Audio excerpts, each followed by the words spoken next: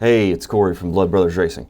Today's video is going to be about like the event coverage of the NDRL banquet, but turns out the equipment that we use at the racetrack isn't the appropriate equipment for an event coverage for a banquet. So the footage just did not turn out well. We're going to snippet some stuff together so you can kind of get a brief overview of what the facility was like and some of the good times we were having, but there wasn't really much there that we could use to say it was a coverage. So we're going to pivot. We actually were able to get some interviews from all the champs and the president of NDRL, and I find them fascinating. I love them, and I learned quite a bit from them, learned about them, the guys, learned about some of the cars, and I really had a good time interviewing them, and I think you guys will have a good time watching the interview. So that's how we're going to pivot this. The first part of a two-part, turns out the interviews were so good that I had a hard time trying to cut them down to manageable pieces. Most of them lasted around 10 minutes, and with all the 5 guys that I interviewed, it was almost an hour long. I don't want to put an hour-long video out there, so we're going to break it up in 2 parts. The first part is going to be an interview with the Pro Comp champ, Jaxon Messamore, and Pro 7.0 Robbie Freels, and Pro 750 James Hayes. All 3 of those guys are younger guys and had a really interesting story to tell and some good tips. That was one thing I asked each one of them what a key to success was, and all of them had different answers, and all of them definitely gave me a few ideas of how I can make my program better. Maybe it'll help your program as well. All right, so enjoy the video, and we'll catch you on the end.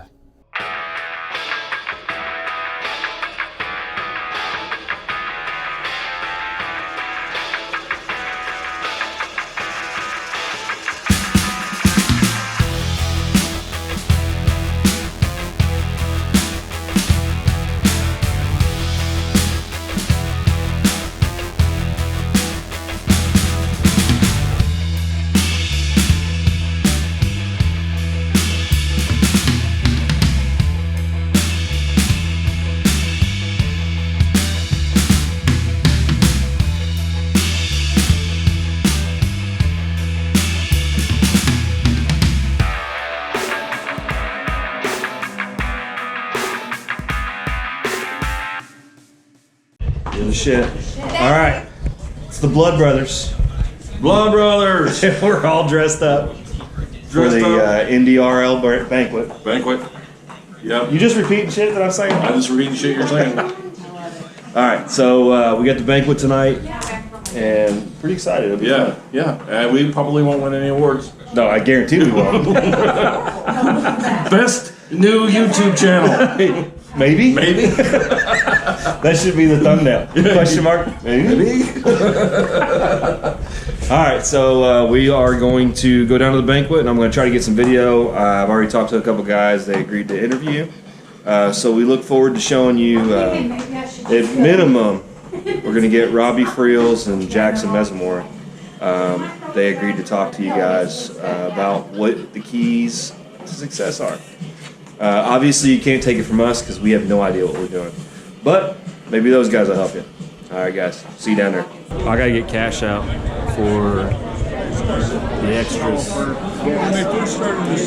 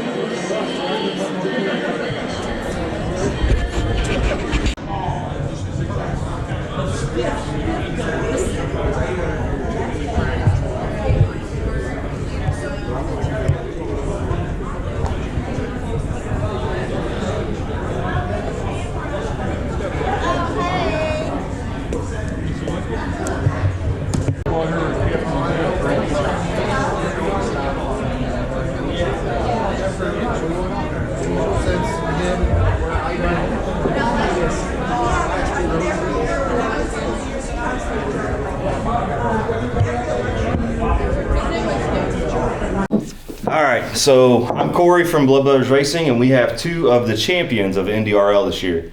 We have Pro 7.0 and Pro Comp. Yep. So the first thing, I guess we'll go with a little bit slower class because I'm assuming you're gonna get there eventually. You were running 9.0s in Pro Comp. Yeah, that's correct. All right. Well, tell me a little bit of your history about. I know you did some junior drag shows. Yeah, I started racing juniors when I was 7. I raced illegal. It is illegal. It's not now, but it was. Yeah. Started at Windy Hollow, real local track to us, real small.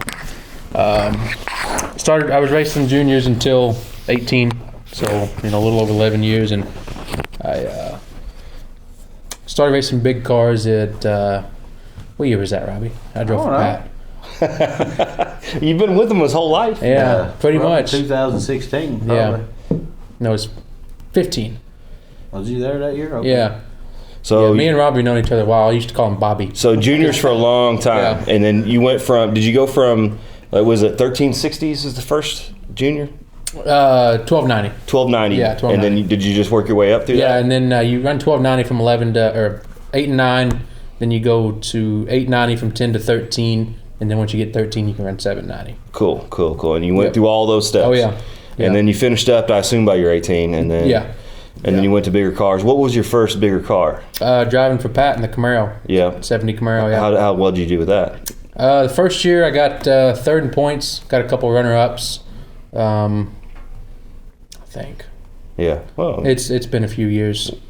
And then you got tired of kicking Pro Gas's ass? No, I just I was able to buy my own stuff, and I'm very appreciative of Pat and everything that he did for me. For sure. But I found a pretty good deal on this Roadster, and decided it was time to. You've done real well with it, because you've had it for 2 years and won 2 champions. Yeah, I got it in March of 20. Yeah, it's pretty cool. Yeah. The only real big maintenance I know you had to do so far is you had to add a bar this last year. So we went to the reunion and failed my chassis certification. Had to put some more bars in it. Yeah. So, I mean, that's about all you had to do since you bought it. Yeah, that's it. Other than that, it was just running your number, being good at it, right? Yeah, pretty much just being consistent, Yeah. So what do you think is one of your biggest keys to success in this? Just consistency, just doing the same thing every time, and just data, just writing down everything that you can, and the weather, how deep you went into the stage beams, and just every little thing. What makes more sense to you, the data or your gut? Oof, that's tough. The data doesn't lie, but your gut doesn't lie either sometimes. So I try to rely on data, but sometimes you just get that gut feeling. Like at the first round at Bowling Green, the data was saying one thing and my gut was saying the other, and I was right in the middle of both of them. So. It's tough, but I want to congratulate you on in your championship win. Well, I appreciate it. Pro Comp, that's awesome. 2 years in a row. Yeah, 2 years in a row. And the way they were talking in there, you're going there for a third. I hope so. Yeah. So is that your plans? Absolutely. Yeah, we're gonna come out to Indy first this year, and hopefully we can start off with a win and just build on that. Oh yeah, man. Yeah. Cool. So we're gonna slide over to Robbie Freels.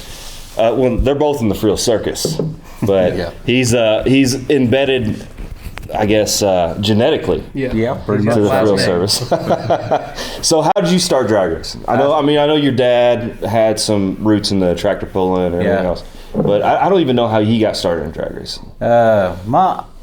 When Dad quit pulling in 91 or 92, my uncle was drag racing. We'd go watch, so Dad bought a rear engine dragster and started bracket racing locally with that. And then I started off in a junior in 1994. I started racing and I run that until I was 15, and I started making a few laps in a big car.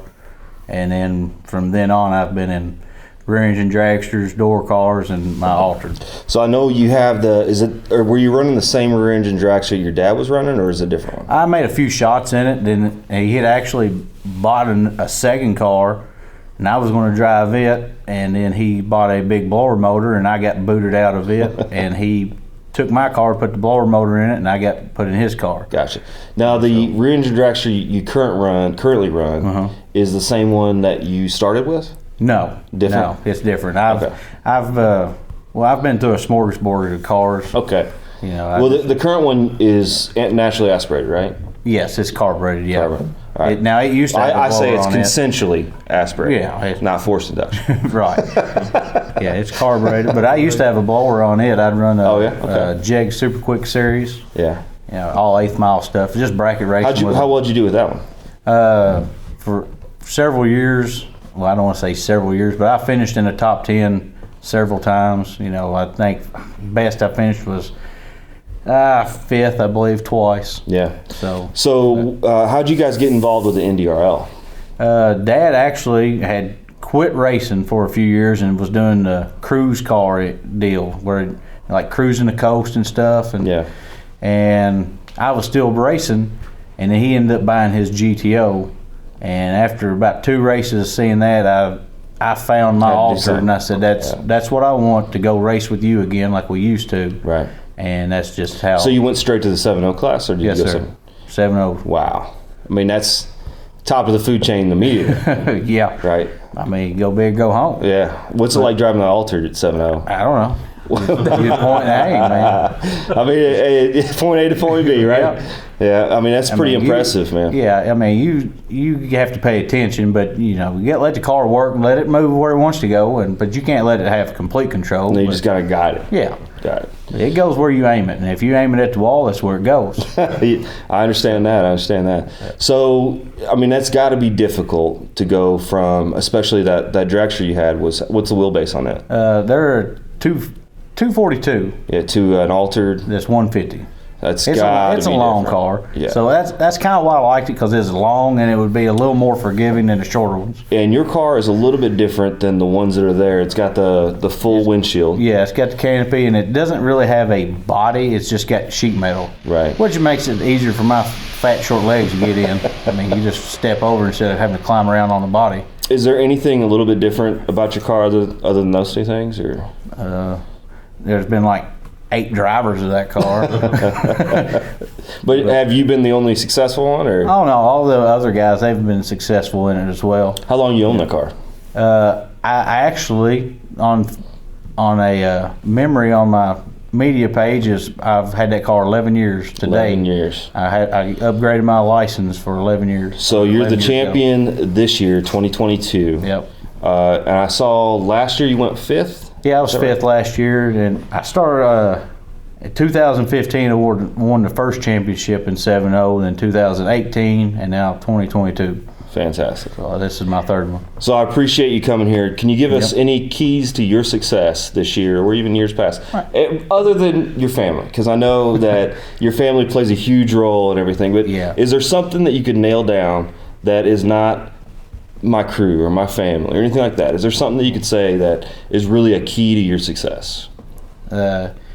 Yeah, good parts. Good parts? Good parts. That's And a who's your sponsor parts? plug. That's Crowler Products. Yeah, I've got them in my truck. You know, So because of Robbie and his sponsorship with Crowder, I actually purchased a bunch of stuff from Crowder myself. that's a very good product. You know, for a long time we run leftover stuff from tractor pulling days or Jeg Super Quick days, and they was good stuff, but they wasn't high quality stuff. They worked, but they didn't work as well as what I have now.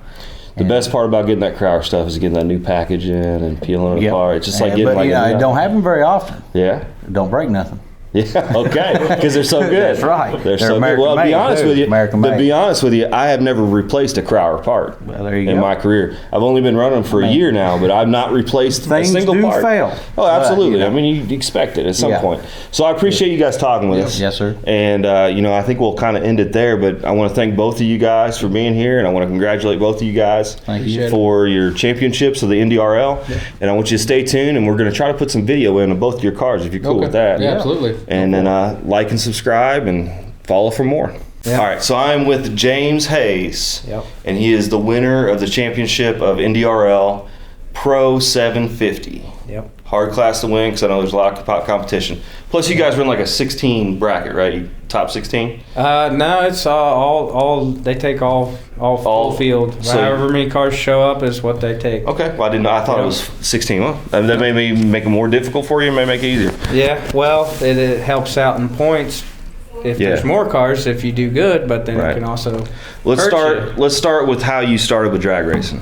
Well, I was probably about 12 years old.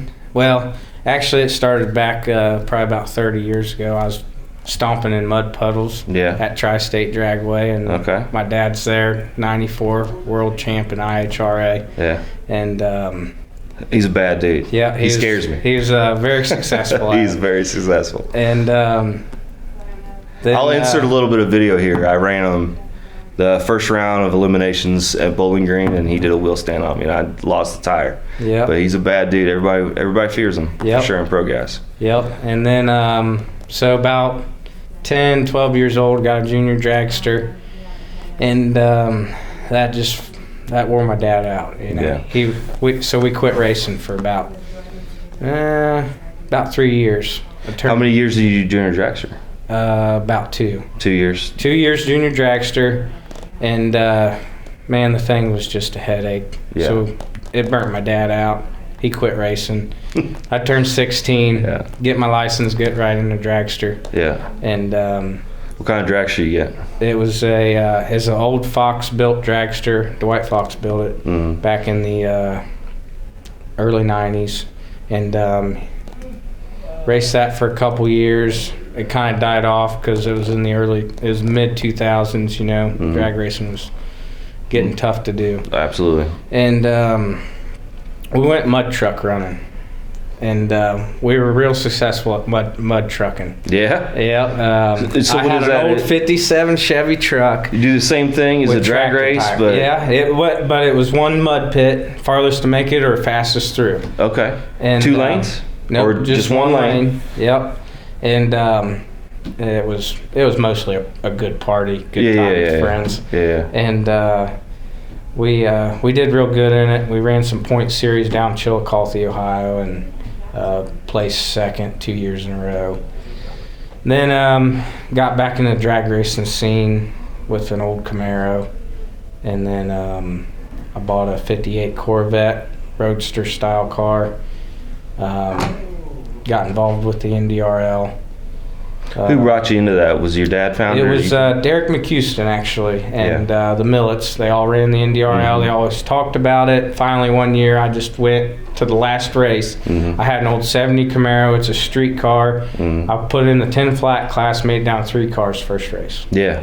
And I just was so this hooked. is easy pickings. I was hooked after that. You know? It's a small tire, 10-inch tire.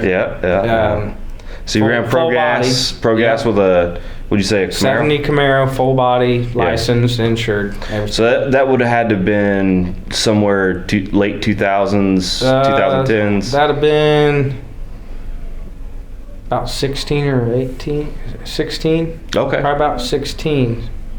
And then, so you got through a few rounds. He's like, all right, I like it. And what's next? And then, so I buy a '58 Corvette, run,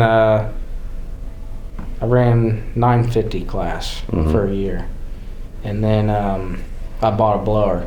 And Art Millet talked me into buying a blower. I love blowers. He goes, you put that blower in there with a big block, we'll run 750s. And I'm like, oh, we're going to So it's the same car you're running now? No. Different car? This is a different car. It's a roadster style, 4-link, A-arm front suspension. Gotcha. And we went 750s with it. Yeah. And you got it up around 180 mile an hour, and that thing was a handful. I That's bet. all you wanted to do. Yeah. It was dangerous. Yeah. So you switched to So what you have now. I found this car that I have now out in Colorado, almost to Utah, Grand Junction, Colorado. Drove all the way out there, bought it, coming right back, put the motor in it, middle of the season, running 750 class. And I ran St. Louis the first race, the Hot Rod Reunion the second race with the roadster style car.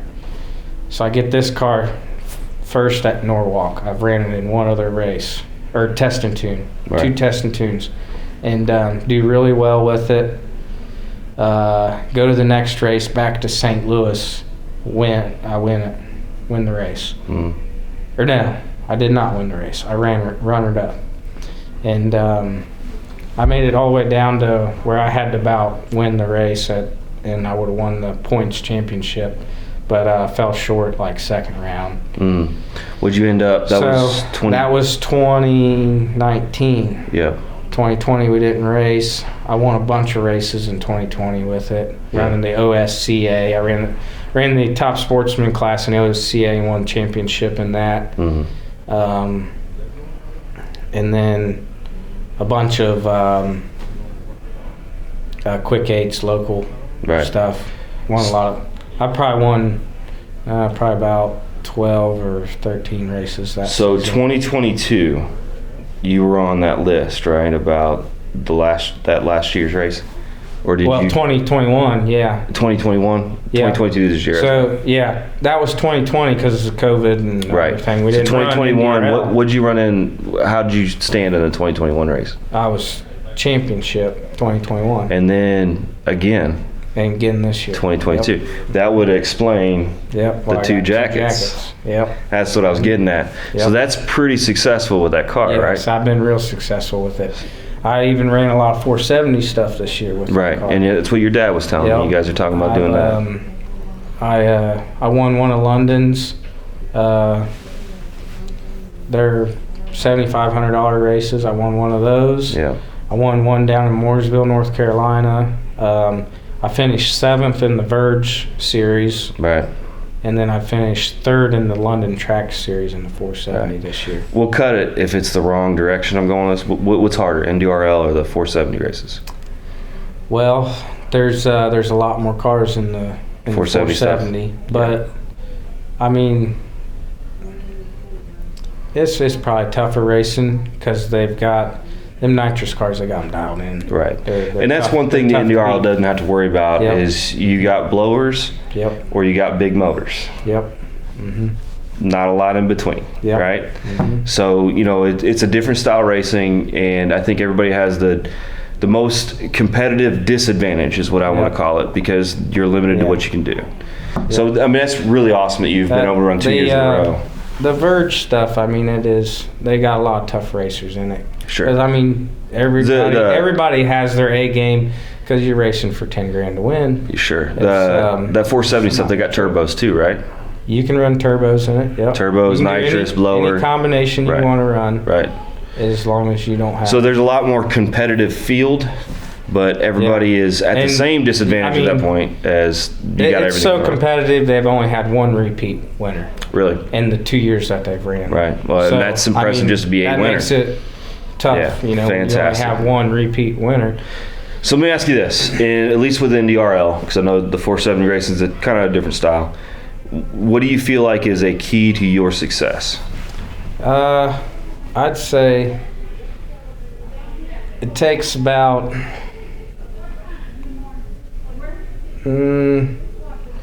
60 to 70% luck. Just to win through there. Just Yeah. to get through. You got to have that right path through Yeah. the field. Yeah. That's what it takes. It's funny that you say that, because I have found, in at least my short career racing, is about half of it is you really got to be really lucky. Yeah. You got to be decent, Yeah. but at the same time, you can't lay down a perfect pass every. It's impossible. It don't work that way. No. So you got to have a little luck on your side to get Right. through the race. Right. For sure. I think that's probably that is an interesting topic, and I think that you really nailed that. Luck is something to do with it, for sure. Yep. But to win Gotta two have a jackets, little luck. that seems like more than luck, right? That seems like a lot of skill.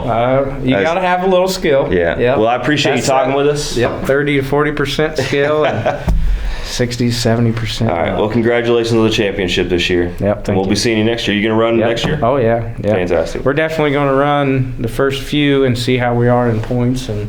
Cool. Well, I bet you're somebody to be reckoned with. I mean, it's a tough one to go through. 750 is a hard class. Yep. So good luck for you next year, and we'll be seeing you. Yep. Thank you. Well, I hope you guys enjoyed the interviews. I know I did. I want to thank all three of these guys for taking the time to, let me sit them down and picking their brain and learning about them. I appreciate that. And stay tuned next week for the second part of this, where we interview the Pro Gas champ Bob Eckert and the president Butch Hill. Both of those interviews are great as well, so look forward to that. Make sure you like and subscribe if you enjoyed the content, and we'll try to keep pushing stuff out weekly. All right, guys, thanks.